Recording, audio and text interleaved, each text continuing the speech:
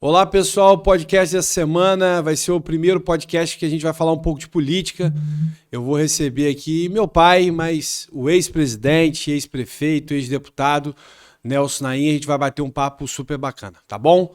Conferem aí. Eu falo muito a questão do rádio, né? Que o rádio ensina a gente a se comunicar. E eu acho que depois que eu comecei na rádio, eu melhorei muito na tribuna e a própria tribuna vai ensinando. E tá do lado de um comunicador monstro desse, dá até medo de falar. Mas eu queria primeiro agradecer o senhor estar aqui. A gente hoje, como não de costume, diga-se de passagem, a gente evita de ficar falando de política. O programa de rádio a gente não fala de política, nunca falou, não é em família. Tanto quando era na antiga Continental, quanto hoje na nossa querida Campus Difusora. E hoje a gente vai falar de política. Hoje eu quero que o senhor fale um pouco de política, para ensinar um pouco, não só para a nova geração, mas para as outras gerações também, porque política e palavra é uma coisa que o senhor sempre teve, e eu aprendi isso, e que está faltando um pouquinho na política, está faltando bastante na política. Queria, em primeiro lugar, agradecer a Deus por estar aqui batendo um papo com meu filho, mas também com o vereador Elinho Naim, que está no seu primeiro mandato, por sinal indo muito bem, né? Isso eu tenho ouvido não só nos meios de comunicação, na internet, mas também as pessoas na rua, falando que você está tendo um comportamento muito ético, muito propositivo, fazendo com que coisas efetivamente aconteçam, porque muitas vezes o parlamento, por sua natureza, fala, mas na prática muitas vezes a coisa não acontece. Até mesmo porque o executivo é quem faz acontecer. Mas se você não tiver um vereador atuante que cobre, acaba não acontecendo. Então, parabéns por essa postura sua. E olha, você falou sobre política, né? Engraçado que antes mesmo do Em Família, eu sempre tive programa de rádio, era o programa Nelson Naim, e embora eu fosse político, eu nunca falei a de musiquinha, política. Aquela musiquinha, ninguém esquece. A Thelma fica arrepiado. Aquela música ninguém esquece. Um abraço pro Thelma, Robinho, todo o pessoal que começou caminhando comigo há mais de 30 anos atrás, quase 40 anos atrás, e era uma política diferente da de hoje, né? Hoje a política está muito, vamos dizer assim, muito profissional demais. Política tinha que ser uma coisa mais, vamos dizer assim, do coração, né? O eleitor conhecer o político, como muitas vezes eu fiz, mais de milhares de reuniões. Eu conheço essa cidade aqui, eu acho que como poucos, cada cantinho, o distrito, da localidade, o contato pessoal com o eleitor era uma coisa muito mais importante que hoje, que é muito frio, né?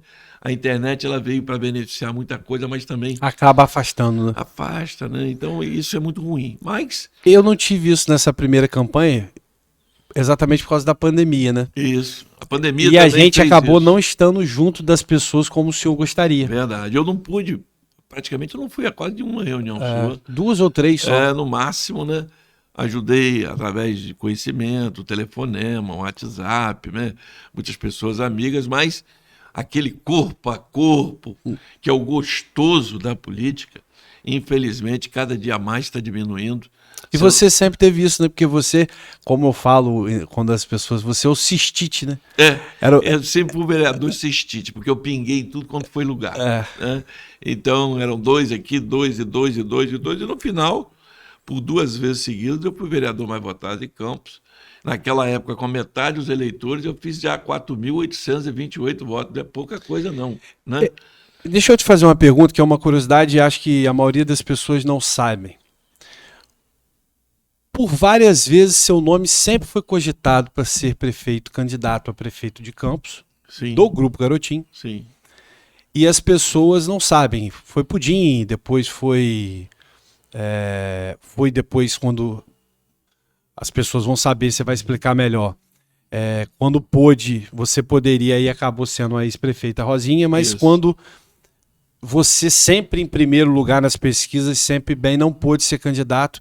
E aí eu queria que você explicasse a questão do grau de parentesco, por que o Nelson Naim nunca pôde nem ser candidato a deputado, nem ser candidato a prefeito. Explica um pouco isso para as Na pessoas. verdade, a legislação eleitoral ela estabelece a questão do nepotismo, né? A inegibilidade em função do grau de parentesco, que é até segundo grau. O pessoal fala que cunhado não é parente, mas né?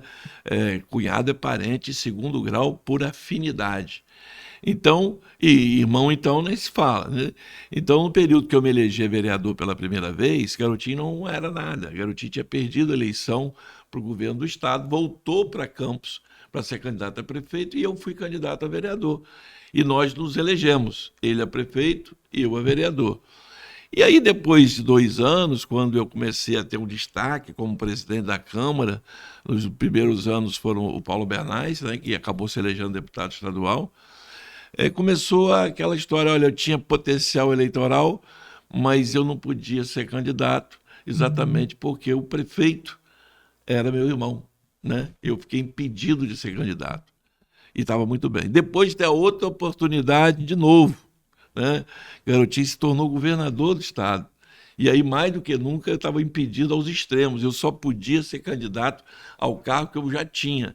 A lei eleitoral não permite que você concorresse, que eu concorresse, mas não proíbe que eu seja candidato ao próprio cargo que eu tenho, senão seria um cerceamento de direito.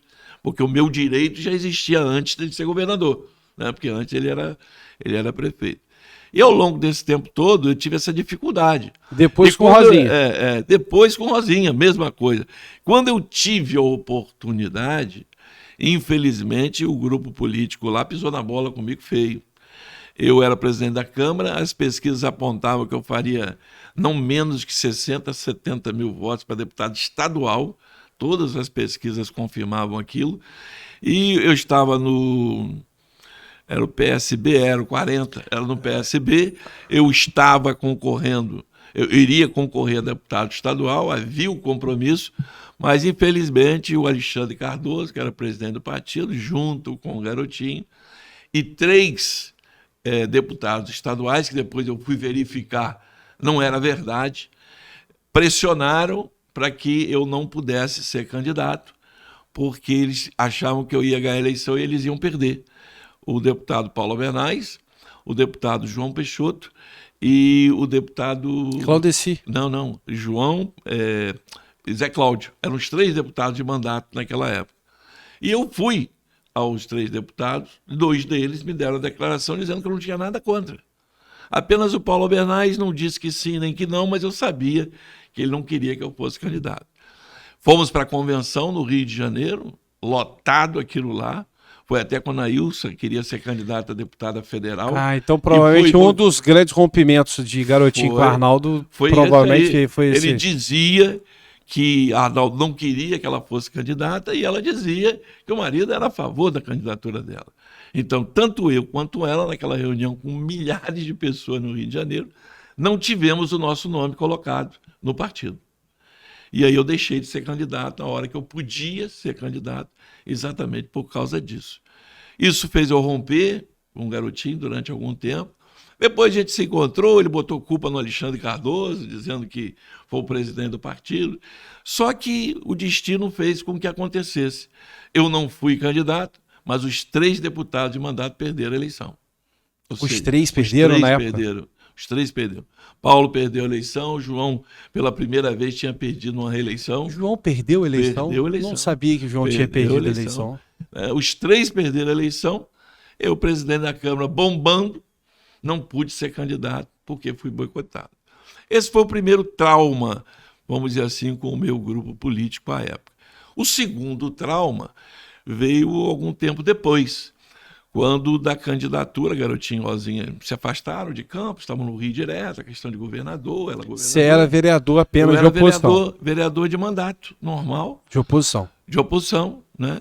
E tinha grande chance de ser candidato, porque eu estava há muito tempo com mandato de vereador, conhecia praticamente todas as lideranças de Campos naquela época, coloquei meu nome como candidato, meu nome foi lançado por Garotinho e por Rosinha no sindicato dos bancários, ele levantou minha mão, disse, Nelson Naim vai ser o nosso candidato a prefeito. Eu já comecei a trabalhar várias candidaturas a vereador, como a vereadora Cecília, Miguelito, Papinha. Já tinha feito reunião com vários deles, lançando eles como os candidatos. Até que um determinado dia, o garotinho liga para mim e disse assim, Naim, vem aqui ao Rio que eu preciso falar com você. Legal, fui lá no escritório. Chegou lá e falou, olha, a gente está muito machucado com a questão da Polícia Federal, que tinha invadido a casa dele, até de forma absurda, né? Não tinha motivo para aquilo. E Rosinha precisa ser candidata a prefeita de Campos. A gente precisa resgatar esse mandato. Mas ela disse que só será candidata se você for o vice dela, se você concordar. Na mesma hora eu falei, não tem problema nenhum, está tudo certo. Para ela ser candidata a prefeita e eu seria o candidato a vice-prefeito. Ela entrou no escritório, me deu um abraço, eu dei um abraço e chamei pela primeira vez minha prefeita. E combinamos de vir para Campos, fazer uma grande reunião para lançar o nome dela a prefeita. E ao meu a vice-prefeita. Eu me recordo hoje do PMDB, ali na rua 21 de abril. Muita gente, lança-se o nome dela e não falam nada sobre mim na reunião. Achei muito chateado. O garotinho disse que achava que o momento ainda não era oportuno, que era para aguardar um pouquinho, mas que estava tudo certo. E tudo certo nada, que começa uma reunião e começa outra reunião, e aí Pudim conta, Ferrugem conta, Roberto Henrique conta, ninguém queria, e garotinho batendo o pé comigo, não, vai ser você é leal, você conhece todo mundo, assim. Resumo, faltando uma semana para a convenção, eu recebo lá em casa Rosinha e Vladimir. Isso eu estava. Vladimir novo. Nesse ainda. dia eu estava. Chegaram lá em casa quase 11 horas da noite. Rosinha foi lá me dizer que, infelizmente, ela tentou, mas que o garotinho tentou, mas que o grupo não queria, que o candidato seria Paulo Irano, porque tinha um acordo para fazer com o DEM e que meu nome era um nome muito popular, a desculpa foi essa, que não ia agregar tanto como um cara que é médico, né? A classe média. A classe média e tal. Eu fiquei muito chateado com aquilo. Falei que quem deveria ter ido lá era ele, né? E não ela. E naquele momento eu rompi, saí do partido. Ela pediu para que não fizesse. O que aconteceu? Eu não queria ser mais candidato a nada. E eles começaram a mandar gente lá em casa para me convencer a ser candidato a vereador. O pastor Vieira Reis foi lá, Magal foi lá, Cecília, Miguelito, nem me lembro, mais de 15 vereadores, 10 vereadores, pessoas que eu já tinha lançado como candidato. Aí eu falei, eu não vou ser candidato a vereador agora que não tem mais ninguém, Eu já apoiei, estou apoiando todo mundo. E aí, eu estava fazendo na época um programa na Difusora, cheguei lá na rádio para encerrar o programa, porque eu ia ser candidato, não podia continuar, né? Eu era candidato a prefeito. E me despedi, e na hora lá, está gravado aí na história aí, eu fiquei e falei da minha decepção com o garotinho, com Rosinha, com todo mundo, que aquilo era um papel que não se fazia. Tal. Deu uma repercussão muito grande, e eu me recolhi. E aí eu me lembro o dia que eu decidi ser candidato a vereador. Estavam eu, você e sua mãe na varanda, eu chorando muito. Você sentado numa bicicleta ergométrica. Isso, você lembra bem. Você era pequeno, mas lembra bem. Lembro disso. E aí eu falei assim, olha, eu vou ser candidato a vereador. Eu não vou desistir.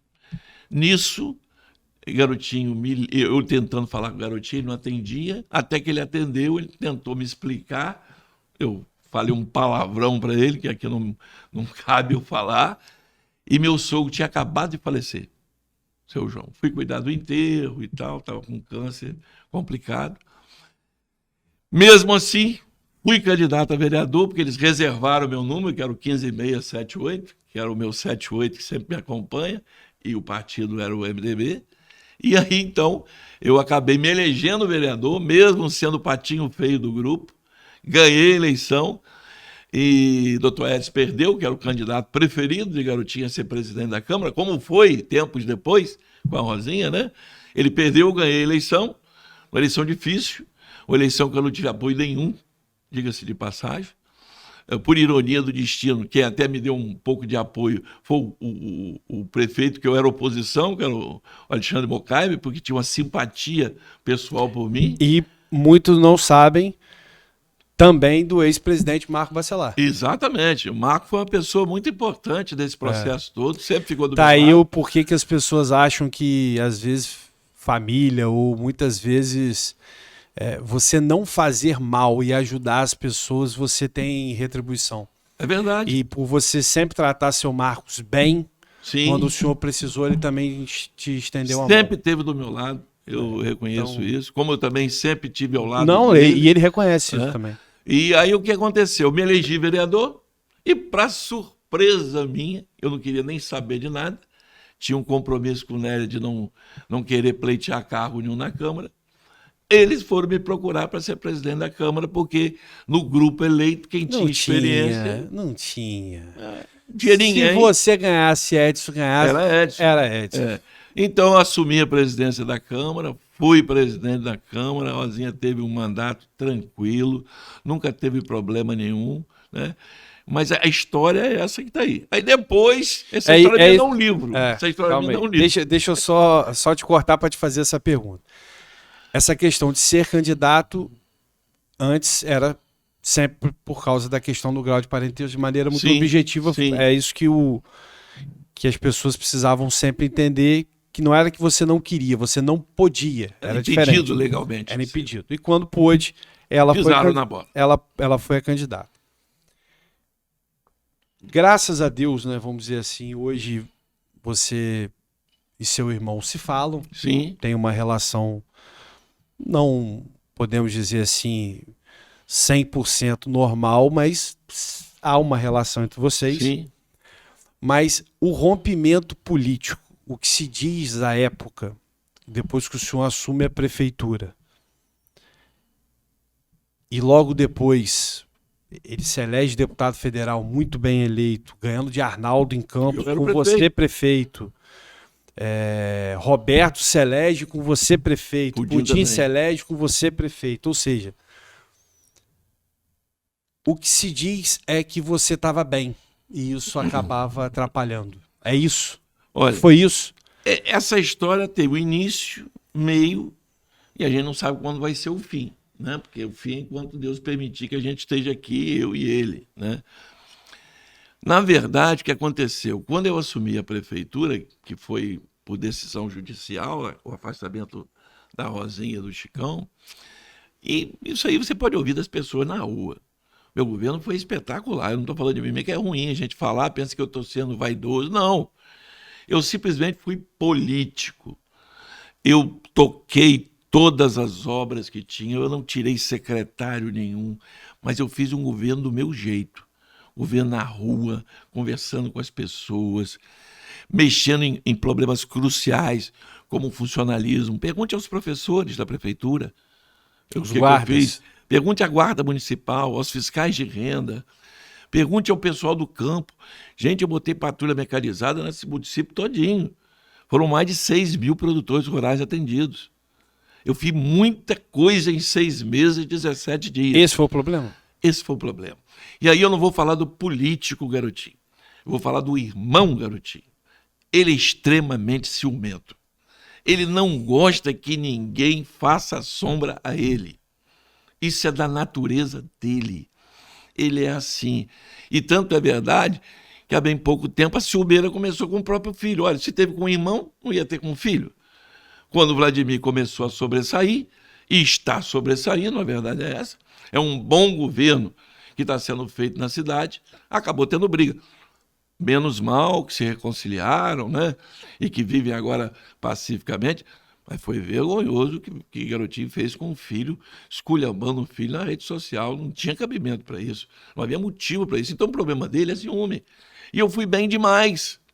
Tinha pesquisa, e tem gente viva hoje aí, que pode não querer se manifestar, mas é até secretário municipal, que tinha uma pesquisa que apontava que naquela época que eu estava à frente da prefeitura, eu tinha 80 e tantos % de aprovação popular, que eu ganhava a eleição no primeiro turno de qualquer candidato que viesse, inclusive Arnaldo. Por quê? Porque eu consegui paz na cidade. Acabou a oposição na Câmara. Todos os vereadores passaram a ter espaço dentro do governo. O meu relacionamento com o governador do estado, que na época era o Sérgio Cabral, era ótimo. fizemos muitas parcerias, inclusive prefeitura também fazendo a sua parte, não só o Estado. Então, como diz o pessoal no popular, estava voando na pipa. E isso, para quem é ciumento, é um problema sério. Pô, esse cara vai parar onde? Aí começou a plantar de que eu ia voltar, que a Rosinha voltou e que eu ia parar a prefeitura de novo. Aí começou a inventar um monte de história, que eu fui de helicóptero com o Sérgio Cabral, com o Marco Bacelar, com o Arnaldo Cebrano, coisas que nunca aconteceram, coisa da cabeça dele. Isso tudo por uma coisa chamada ciúme. E não tem motivo, gente, ele é um político extraordinário. Garotinho que chegou onde jamais ele podia imaginar que chegasse. Um cara de Campos, um radialista, se tornar até candidato a presidente da República. Fez 16 milhões de votos no PSB contra Lula. Não tinha necessidade de ter esse problema na nossa família, entre eu e ele, e que você e Vladimir tentaram o tempo todo acabar com isso, e infelizmente não conseguiram. A coisa só foi acontecer depois que Nélia faleceu, e eu humildemente o procurei para que voltássemos a falar, sem necessidade, se não houvesse ciúme. Olha, como seria bom para Campos se eu fosse o prefeito? Como seria? Eu fui um prefeito de todos, Campos estava em paz, progressista, a oposição satisfeita, porque pela primeira vez estava tendo espaço dentro do governo corretamente, honestamente, os sindicatos eram recebidos por mim no gabinete. Não seria bom que Campos tivesse um prefeito assim? Mas não. Tivemos que, infelizmente, romper, porque depois que a Rosinha voltou, parece que quem estava antes era o inimigo. Queriam abrir sindicância para saber, foram inventar que eu tinha posto 3.000 RPA na prefeitura, levantaram, foram 32, e para atender vereador. Então, é impossível você conviver com uma pessoa que tem medo da sua sombra, principalmente uma pessoa tão capaz. Eu não chego nem aos pés da liderança que ele alcançou, e poucos políticos em Campos. Eu acho que, em termos de Campos, nenhum político, chegou nas condições que ele chegou por mérito dele, por ser um cara sagaz, por ser uma pessoa competente, por ser um cara que consegue ver muito mais na frente. Ele é um jogador exímio de xadrez, já perdeu uma vez para mim, mas é um jogador exímio de xadrez. Então, infelizmente foi isso. Agora é rápido para falar disso. Na sua opinião, ele perdeu para ele mesmo? Com certeza. Ele não virou presidente da República, por exemplo, por ele mesmo, olha, por um erro dele mesmo. Mauro Silva está vivo aí, está vivo, nosso amigo, meu amigo. Estávamos na casa de Mauro Silva quando terminou a eleição de Lula, com apoio no segundo turno de nosso grupo, de Garotinho, de todos nós. Lula ligou para ele, convidou para fazer parte do governo. Ele enrolou, depois começou a meter o pau em Lula. Não dá para entender. Será que ele imaginou, pô, se eu for para o governo eu não posso depois concorrer contra Lula? Eu não sei.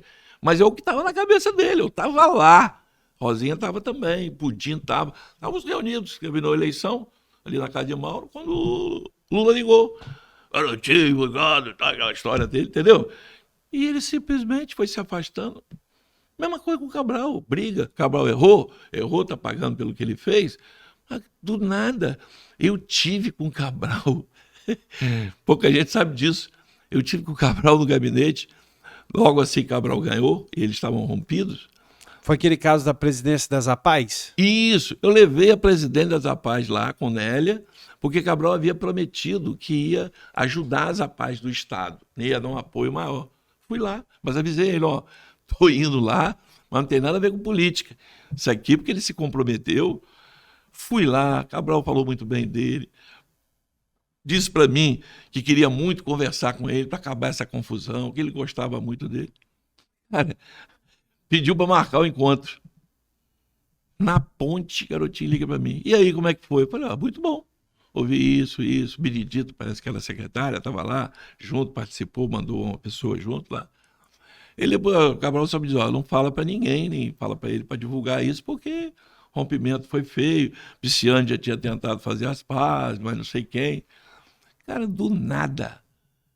Aí ficaram de me ligar depois para marcar o encontro. E ele aceitou? E ele aceitou que ia se encontrar. Falou comigo, não, tudo bem, para marcar. No dia seguinte já estava ligando para mim. E aí? E o encontro? Calma, pai.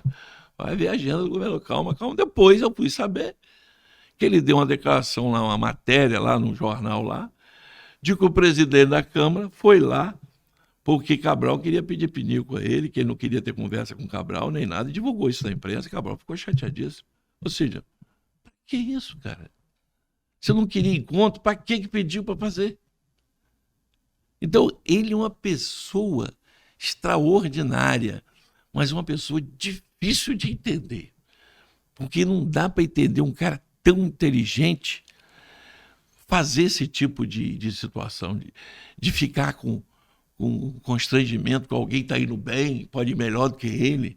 Pô, o cara foi longe demais, cara. Então, é triste. Mas tudo bem, hoje a gente se fala, né, numa boa e tal, Rosinha também. Eu torço muito para que ele reencontre a capacidade dele de político, né, de poder concorrer, porque isso é da natureza dele. Ele gosta disso, ele tem visão para isso, né? Mas se não mudar esse comportamento dele, acho difícil. Deixa eu fazer uma pergunta, mudando de pau para cavaco. O que você acha hoje dessa ascensão de Rodrigo? Mudando completamente de... Nunca foi candidato, virou deputado pela primeira vez, ganha eleição de deputado, vira secretário de governo e hoje é presidente da LERJ. Salvo engano, teve algum campista presidente da LERJ? Não, que eu saiba não, que eu me recorde não.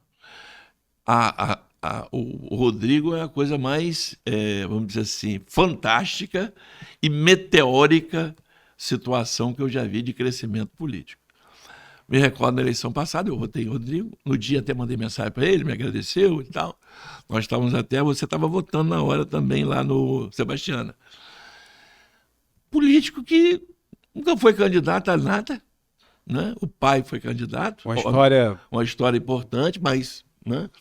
Uma votação razoável, 20 e poucos mil votos na primeira eleição, mas com a capacidade terrível de articulação. Rodrigo não é mole. Rodrigo, ele conseguiu, e também a história o beneficiou, com um afastamento do governador, que ele foi peça importante nisso. Tecnicamente é uma pessoa muito preparada, é um advogado, conhecedor de muita coisa, porque conviveu a vida inteira praticamente no Tribunal de Contas, foi presidente da FENORTE igual a mim, né? Foi isso mesmo. Eu vim depois dele, né? Eu vim antes, depois ele veio, depois voltei de novo. Eu fui 2 vezes. E uma pessoa muito articulada. E deu sorte, porque também esse papel político é importante, porque às vezes você é um cara muito bem preparado, mas não tem sorte, né? A sorte não te beneficiou. No meu caso, por exemplo, eu tinha chance de ter sido deputado há muito tempo, mas não podia. E a hora que pôde, deu essa zebra política, eu acabei não sendo candidato. Mas é uma pessoa que tem uma capacidade enorme, acho que tem um futuro muito grande ainda, muito embora ele diga que não quer alcançar voos maiores, mas eu acho que ainda vai, pelo que eu conheço dele. Está começando ainda agora vamos dizer assim, esse mandato na LERJ que é importante. Agora, poucos campistas conseguiram um crescimento meteórico como ele, fruto da sua habilidade e de uma coisa que também é importante, trata e cumpre. Se tratou, tem que cumprir. Eu sempre fui assim na vida. E é por isso que eu tenho credibilidade. E tomara que ele continue usando essa forma sincera, muitas vezes até tosca, né? Igual o pai, parecido com o pai nisso, mas que com certeza vai chegar muito mais longe ainda. Eu torço muito que ele, como presidente da LERJ, possa ajudar ao governador, mas também... Que é isso que eu queria falar para a gente estar encerrando. Você já viu o Garotinho, você já viu o Rosinha, você já viu o Cabral, você já viu o Brizola, você já viu todos. Eu não vi, por exemplo, Brizola. Sim. Eu só acompanhei de um pedacinho de Marcelo Alencar para depois Garotinho, Rosinha, Cabral e Pezão. O que você vê diferente no governador Cláudio Castro? Jeito. Ele é um cara espetacular. Eu até brinco, eu até falei isso para ele, rapaz, nós dois temos uma coisa em comum, você é muito jeitoso, e o pessoal disse que eu também sou. Ele é um cara de paz, ele é um cara articulador, ele é um cara sereno, ele não é uma celebridade que gosta de aparecer, ele faz o papel dele político, e é um cara agregador. A paz que hoje reina em Campos, pelo menos por enquanto, né? Porque política a gente sabe. É que nem nuvem. É nuvem, né? olha para o céu, ora cada um está dormindo, mas tomara que seja duradoura, graças a ele. Se não fosse o governador Cláudio Castro, dificilmente nós teríamos paz em Campos. E o Rodrigo entendeu isso. E Vladimir também entendeu isso. E graças a Deus, hoje, Campos vive talvez o melhor momento que um governador do estado já fez pela cidade. Ninguém fez o que o governador Cláudio Castro vem fazendo por Campos esses últimos 2 anos e que ainda está por vir ainda para fazer. Então, eu acho que o governador Cláudio Castro tem esse jeitão do interior. Ele não é um carioca, por exemplo, como o Eduardo Paes, né? Igual numa farra, aquele negócio todo.